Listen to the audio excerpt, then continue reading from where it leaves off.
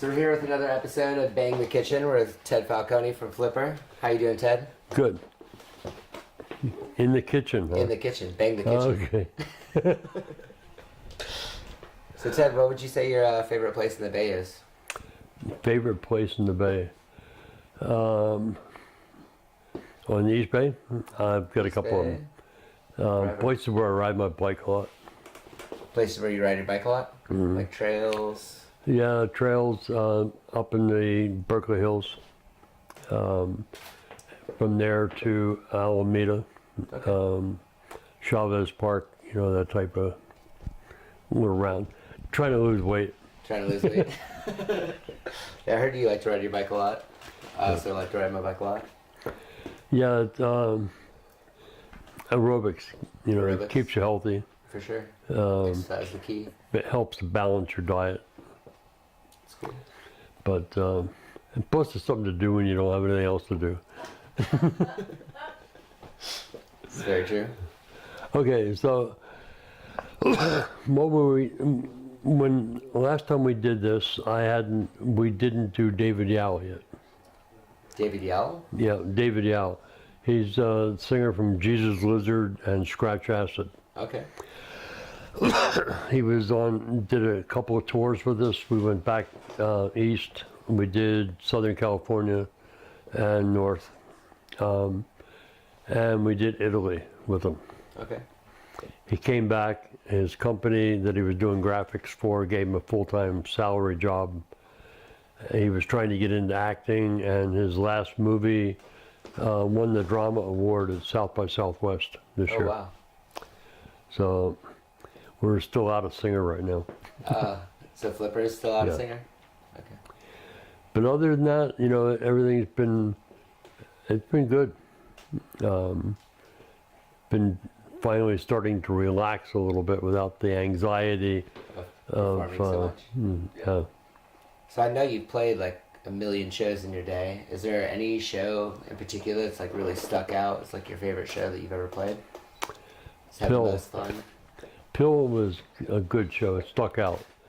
We were on an 8-foot high stage in a warehouse in South of Market Okay.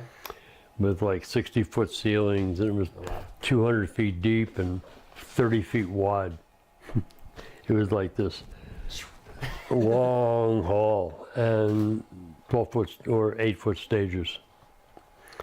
They wanted to make sure that there wasn't anybody jumping up on the stage. Okay.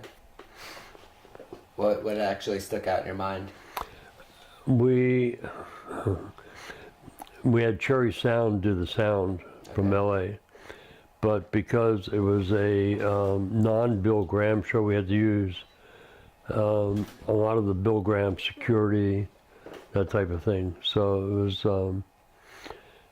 it was pretty regimented, but the show was great. My amplifier setup was Pristine. kind of outrageous, but it worked. You know, at that time I was using a tape deck for a preamp, and I plugged my guitar into the tape deck, and then get a line out into these Voice of the Theater power amplifiers that had these like little stacks built that were kind of like. Kid built them in the garage when Dad was at the golf course. That's cool. But they sounded good, and they were amazed that it actually made sound themselves. Because they're expecting like stacks of Marshalls, right. And you know, it's like, and I come in with all this shit with like towels stapled to the front of the cabinets, you know, to keep them together. So is there anybody in your family or anything that inspired you, like at a young age to... Yeah, my old man was a cop and captain of police and Okay. colonel in the army. Be inspired? Real military background. So I got out of the house when I was 17 and never looked back. Peace out. You know, it's, So he inspired you to get the fuck out of the house? And well, you know, it's like, It wasn't really. I went into the military to get out.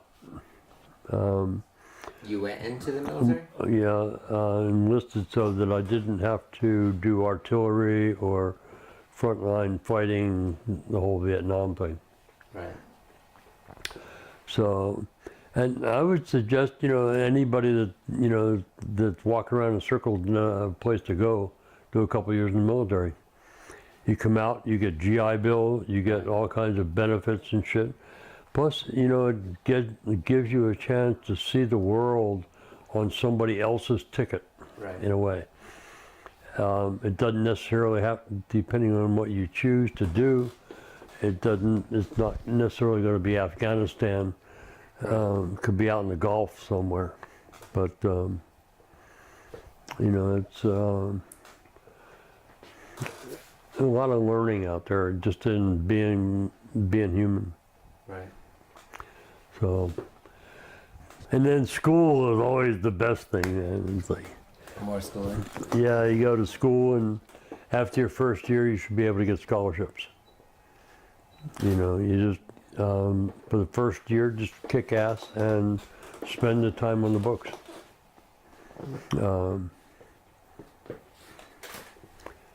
That.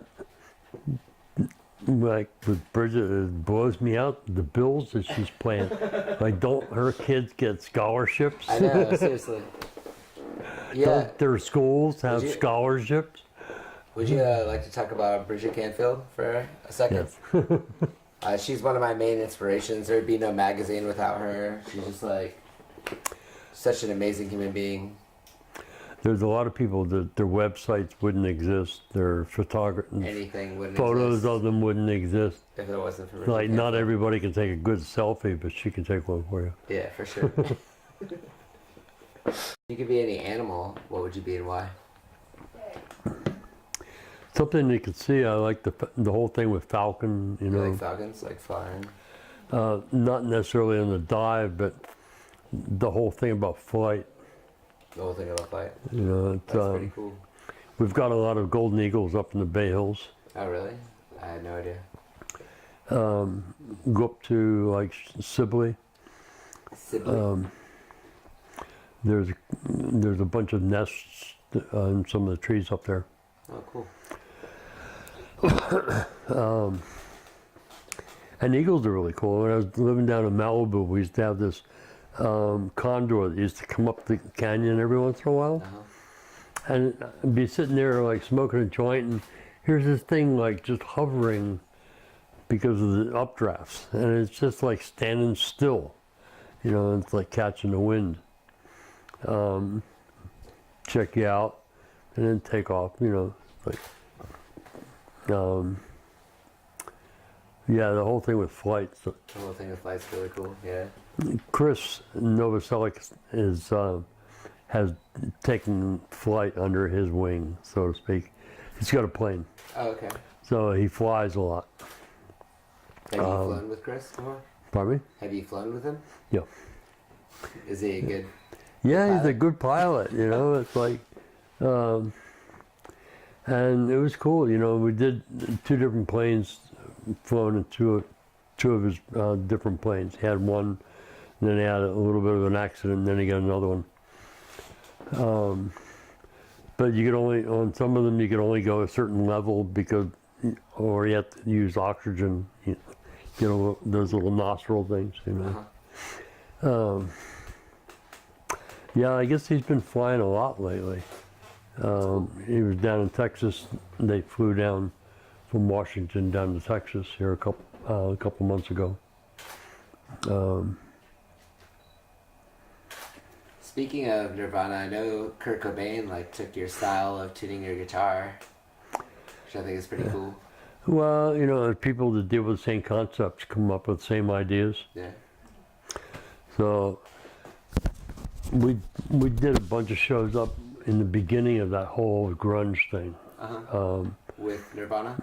Well, not with Nirvana, but prior to Nirvana, we'd done Washington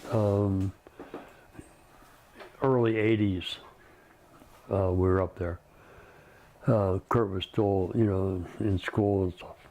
Right. But it was kind of like we were the noise group coming through town, you know. It's Right. like, it's when all the styles started reforming. The pop part of it was going. The new wave was part of it was going. Like a lot of the new wave stuff had organs. You know, boop, boop, boop, boop, boop. So, you know, and then a lot of then the other side of it was kind of like the grunge, the kind of noise, you know, how much noise can you make when you're on stage? Right. And, you know, you get a good drummer and a bass player to keep the rhythm, and then, you know, it's like I had the leeway of making as much noise as I could make. So back then it was, you know, it was good. It would change periodically by what effects we were using. Right. And then they'd invent something new and we would get that effect. And then we sounded like that for, you know, a couple of months. And Right. And then we got this effect and we sounded like that for another couple of months. Right.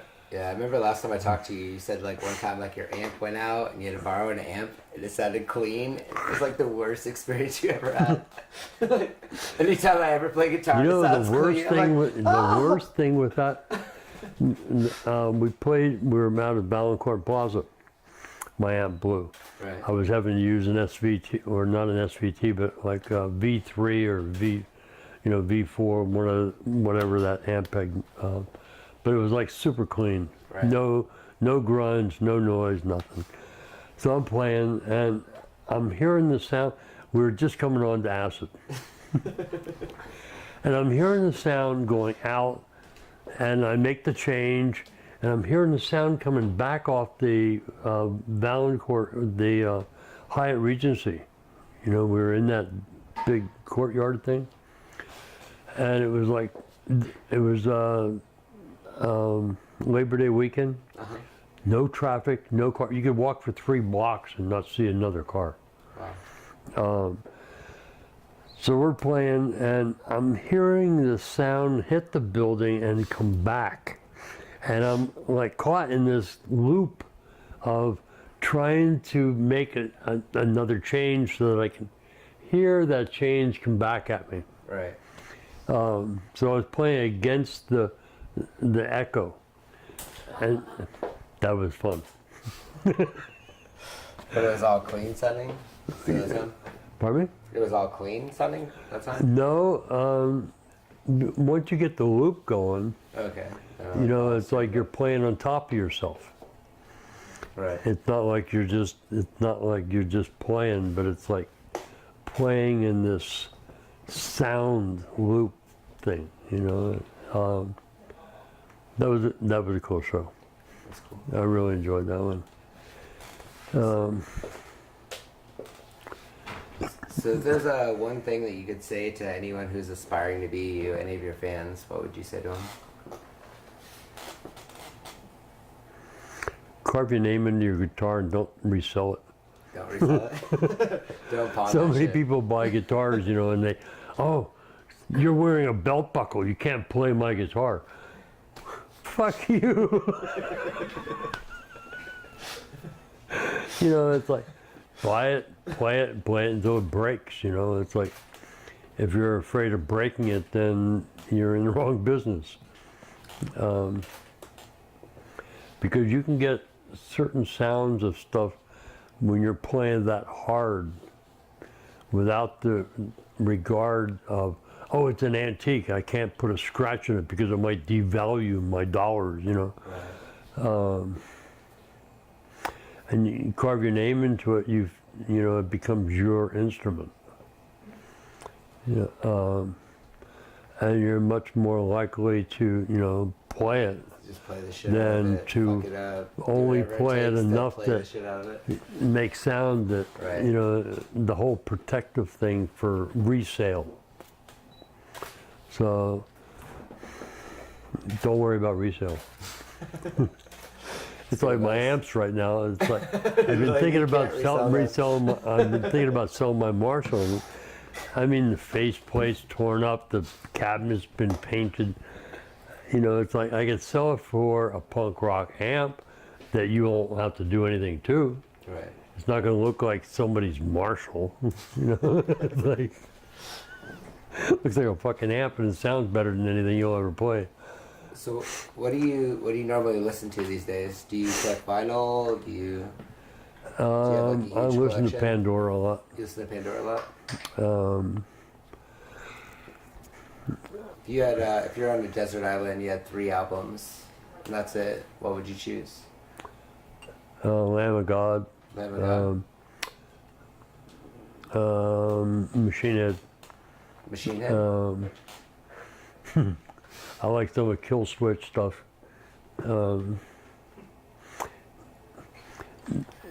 If you ride a bicycle, Machine Head and Sepultura gives you a The extra pep in your step. I mean, and like and then a commercial comes on Pandora, and You're like, and "Fuck it my gives life." you a reality check to say, "Fuck, man, I'm 3 miles away from where I was supposed to turn."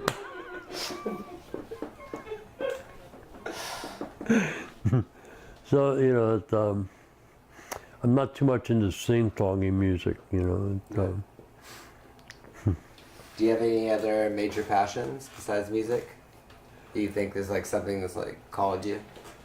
Well, I was doing animation for a long time. Going out in nature? Like farming or? No, animation. Oh, animation. Okay. And I was going to school, back to school, and then we'd go out on tour, and then come back and start working, getting chops back, and thinking go back to school, and then we go back out on tour again, and come back, and we'd be on sabbatical, and I go back to school again. You know, it's like. So you do animation, like you do the drawing, or? Yeah, and you know, it's like I never had the programs myself, so school provided the programs. That's cool.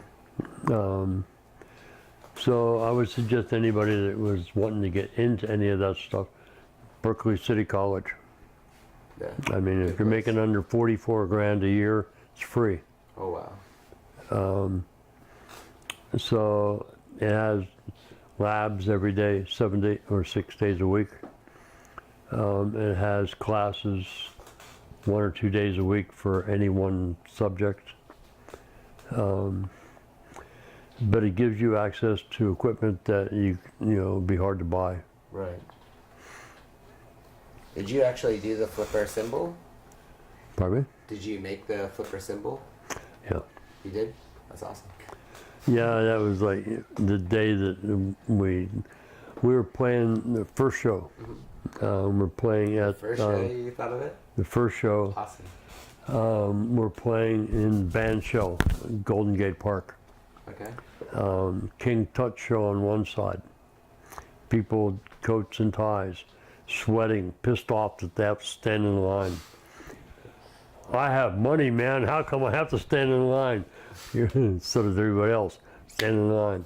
Right. Okay, so we're playing 15 minutes, cops come and shut us down. Underage drinking, unsupervised crowd, no security. Da, da, da, da.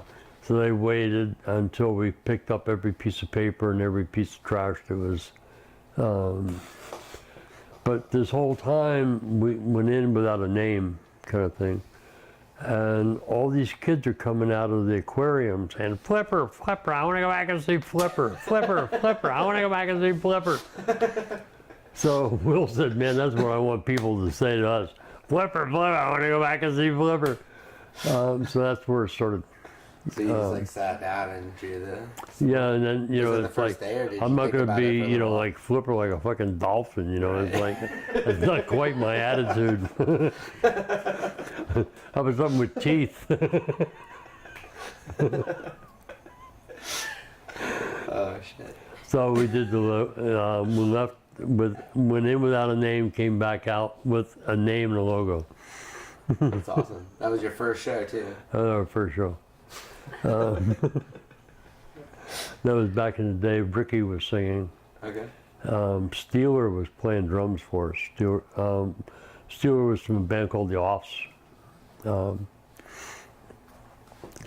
So after that show, then Steve came on board, and Ricky lasted for about 6 months or so. He kept on having ODs, drug problems. Happens. And so one time he didn't come to a show, and we turned the mic over to anybody that would come up and audition. And Bruce What year was this? Where was I? Bruce came back from Seattle or Portland at the same time, and we were playing some of the songs that we rehearsed when he was originally trying out for the band. So it was like he never left. I mean, he put the lyrics together.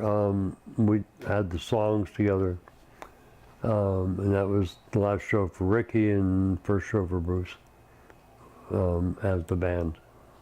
That's cool. So that's where that all came together. Has there been any band that you played with, or like that just really stuck out in your mind out of all the bands that you played with, where you're just like, oh my god, I'm like playing with this band right now? Well, I tripped out playing with Iggy Pop. Iggy Pop? We were second band on, he was fourth. Melvin played that night, and Did they open up? pardon me? Did Melvin zip it up? And we played a bunch of shows. We did a tour with the Melvins. Awesome. It was Melvins fun. are awesome. Not the whole tour. We were in and out all through Europe. Okay. So the times that we were together, there was times that we did two drummers for some of the encore songs. Yeah. Dale came out and played with Steve. So those nights shows, were fun. Like really, stuck out in your mind. Yeah, and, two guitars, two drummers. Yeah, Buzz came on, a couple play guitar. So those were kind of fun. But playing with Iggy Pop, that was kind of cool, because when we were first starting out, some of the songs we were doing were kind of Iggy Pop-ish. Okay. The other half were like Lou Reed-ish. Okay. Both great artists. So it, yeah, that was cool. Next. Next. More about Lou Reed. Who would you say your favorite rap artist is? Favorite rap artist? I don't know, they got some on Saturday Night Live though. They got some on Saturday Night Live? No, I live in that neighborhood where I hear boom, boom, boom, boom, boom, boom, boom, boom. I mean, fucking no rhythm whatsoever, man.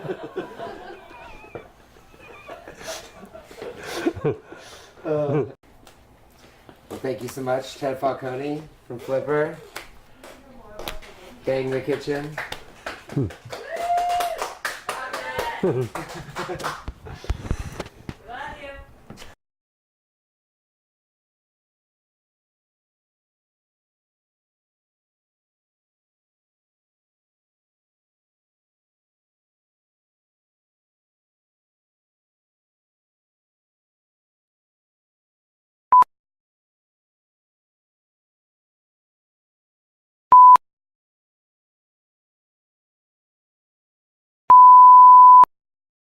Okay. Yeah. You brought your own bike to Europe, right? Bicycles too, yeah.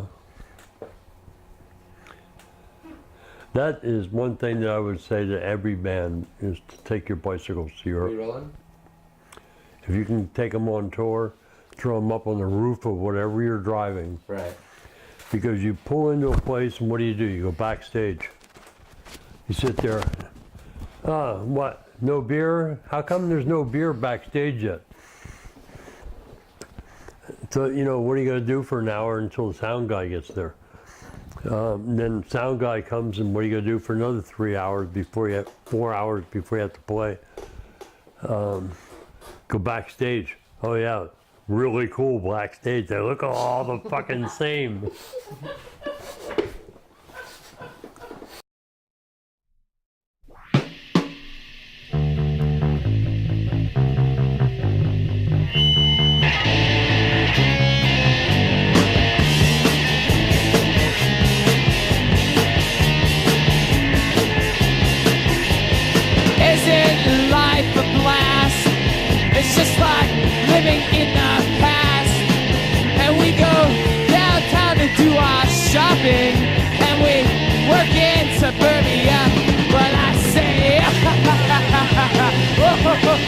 What